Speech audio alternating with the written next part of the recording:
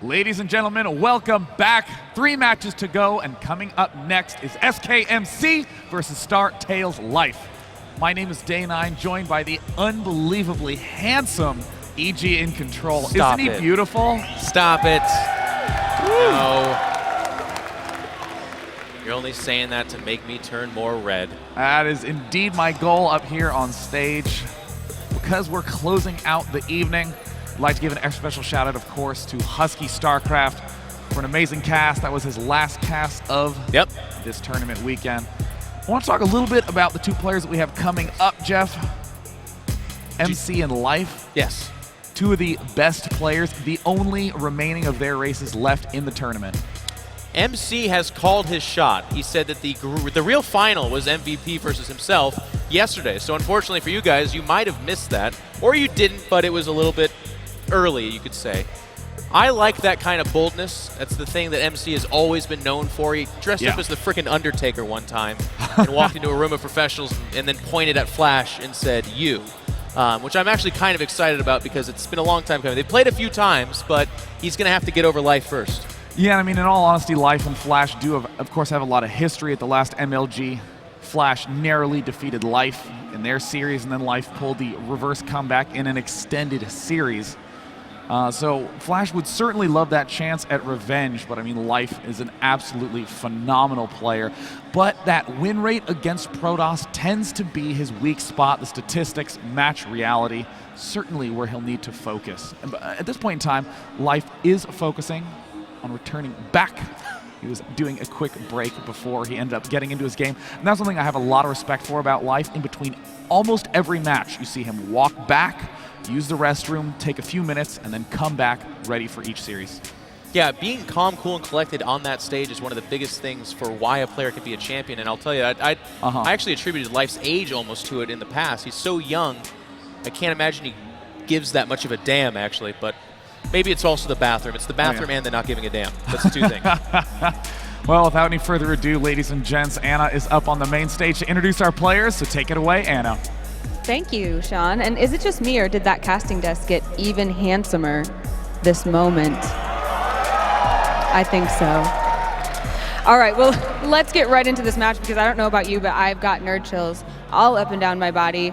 Can't really talk about anything very well except how excited I am. So let's just introduce these players and get right into it. In the red booth, it is your Zerg player, StarTale Bomber!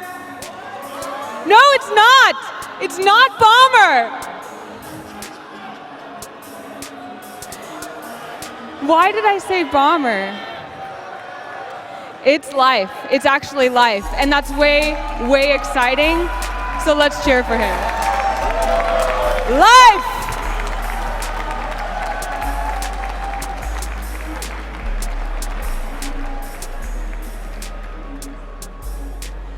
All right, Life. I'm obviously having trouble communicating to our fans out here. So I'd like to give you an opportunity. They give you lots of messages. They cheer for you. They hold signs for you. You don't get often opportunities to tell them what's going on in your mind. So if you have a message for your fans right now, what is it? 팬한테 말하고 싶은 메시지 같은 거요. 꼭 결승 갈 테니까 응원해 주세요. I'll be at the finals, so cheer for me. That's confidence. All right, his Protoss challenger in the blue booth, it is SKMC.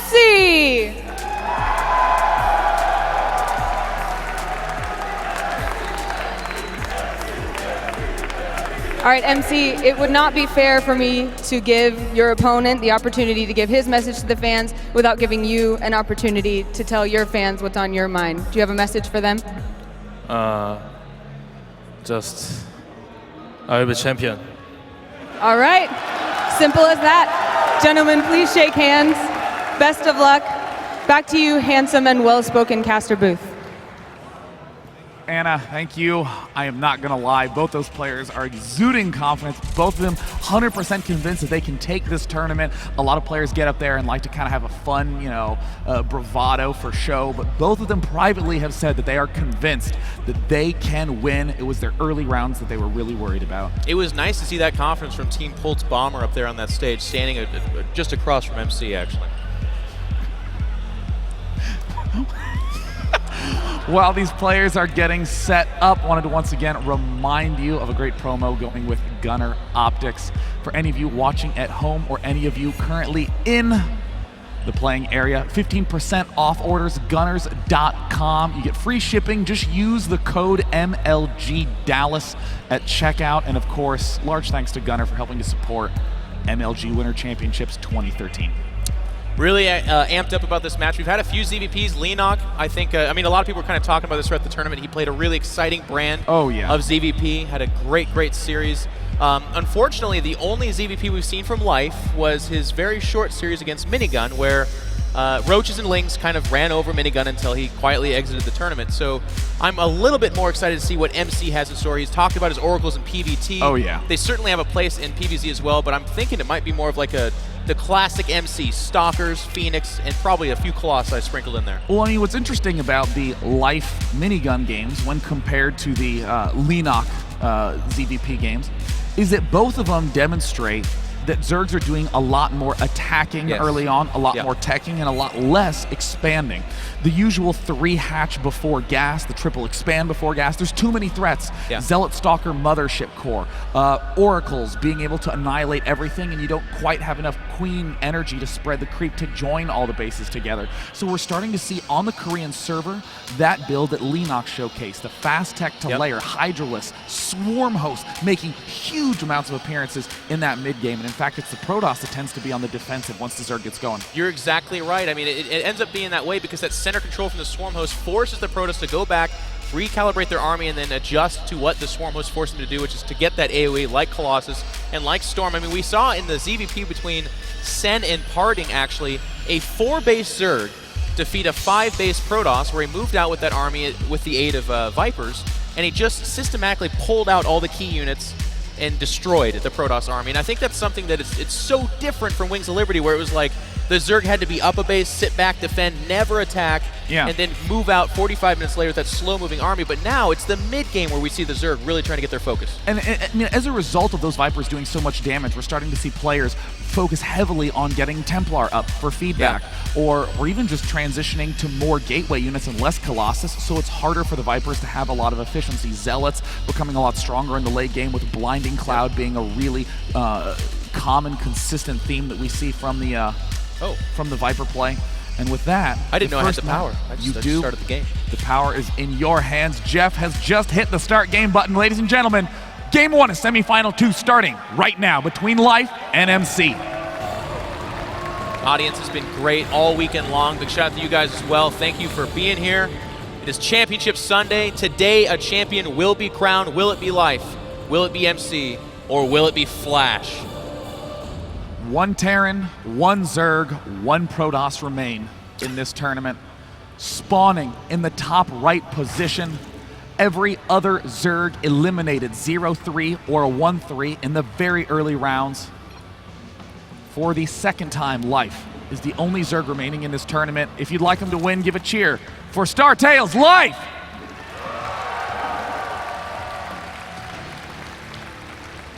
And ladies and gentlemen, in the opposite corner, the man, the myth, the legend, one of the most successful players in all of StarCraft 2. Please give a cheer for SKMC!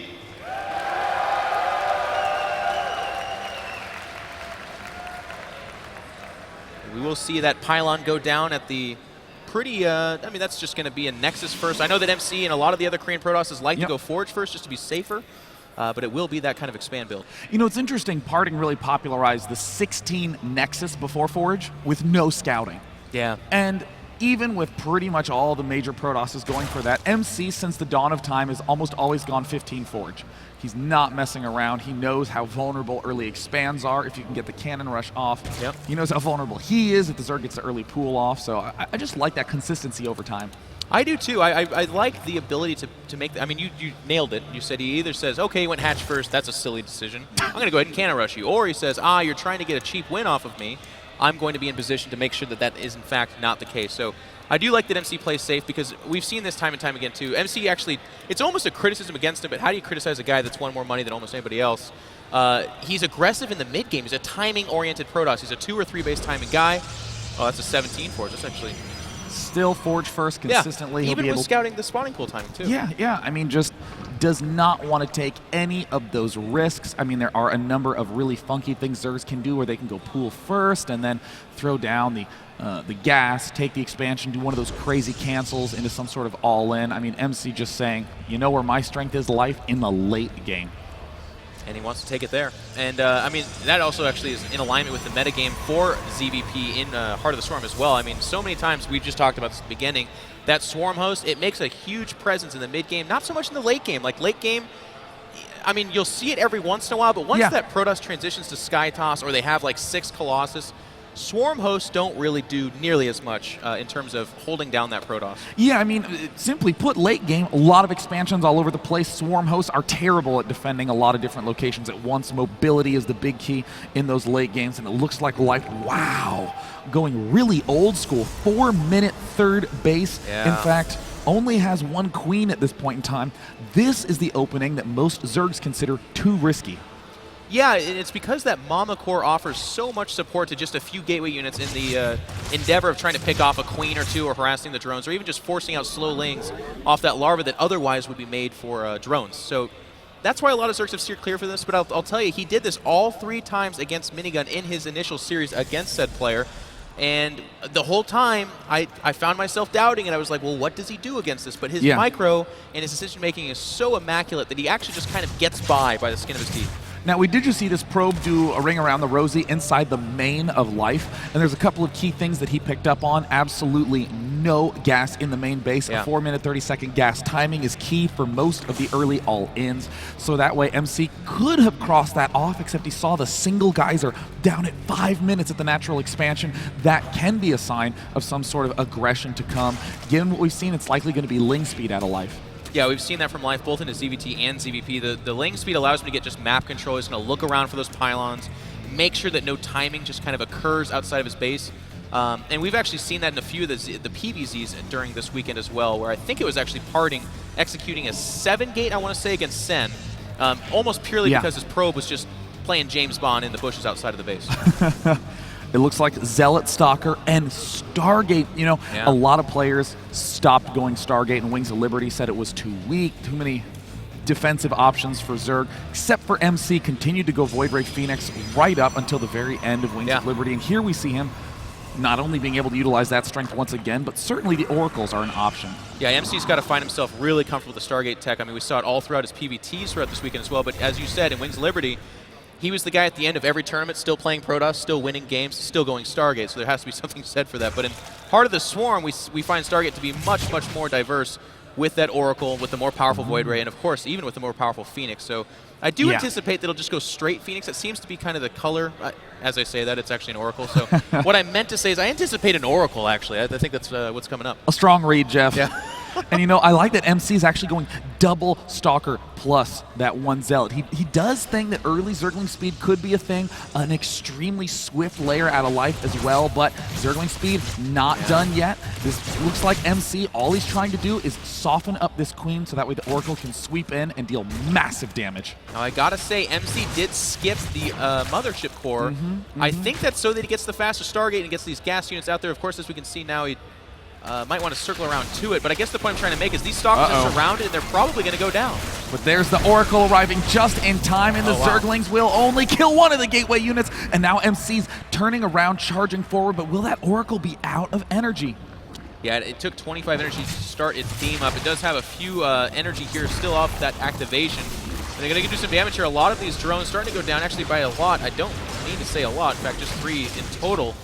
But the more important thing here is, again, the Larva's going to have to be spent on Zerglings at a time where I don't know that Life wants to be doing that. He still wants to be droning.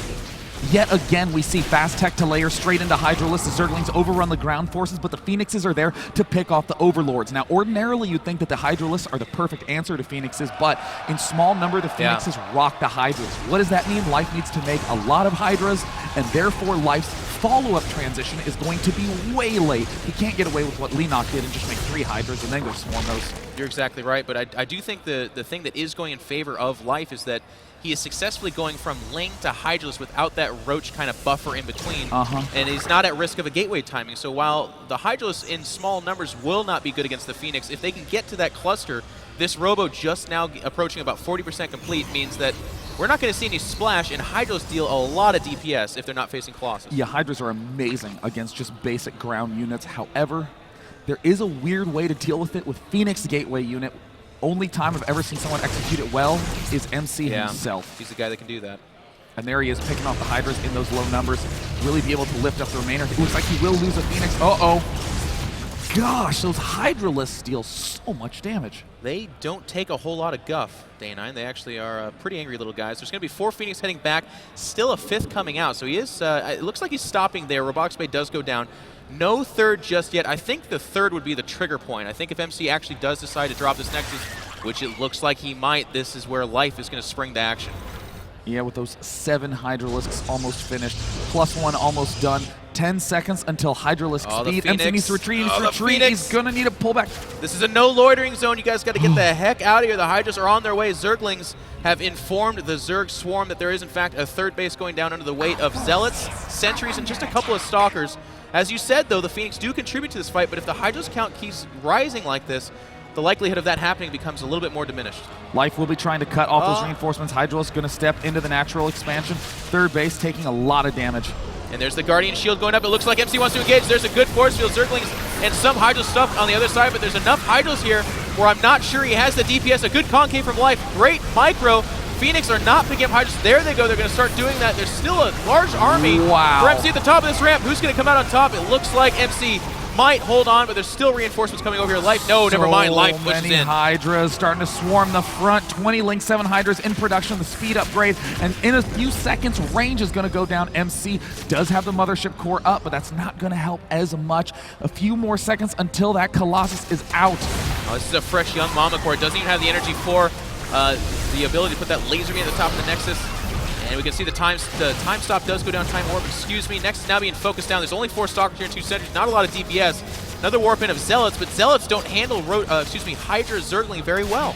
And now the Colossus coming out so late. Life takes down the 3rd base. And he's going to march on forward. He's actually won kind of a small battles there, so we might say, why don't I just try to end the game right now? I think with that Colossus out, still no range, so it is actually kind of a liability with the ranged Hydras here, but they're going to come knocking down. I feel like MC should hold here, but losing that 3rd is such a blow to his chances of winning. Yeah, it's really unclear if Life has gotten a huge lead. He's definitely gotten somewhat of a lead. This attack is going to be significant. He's going for it. Yeah, this could Holy cow. This could be a death blow right now by Life, or it could be sacrificing all these expensive units. The Colossus still standing strong.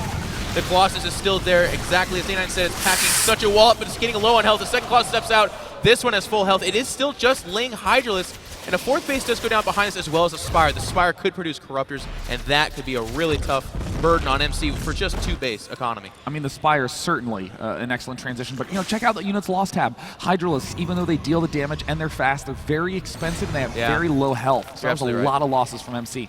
They are squishy, and they did the damage of canceling the 3rd, but to Day9's point, look at that, or not production, excuse me, but the supply up there. They're actually equal in supply, and that's a really weird place for a Zerg to be. He's actually got a lot of money. Is he going to make a bunch of Mutalisks? I think he's making 13 Mutalisks here in a second. I absolutely agree. What an interesting switch.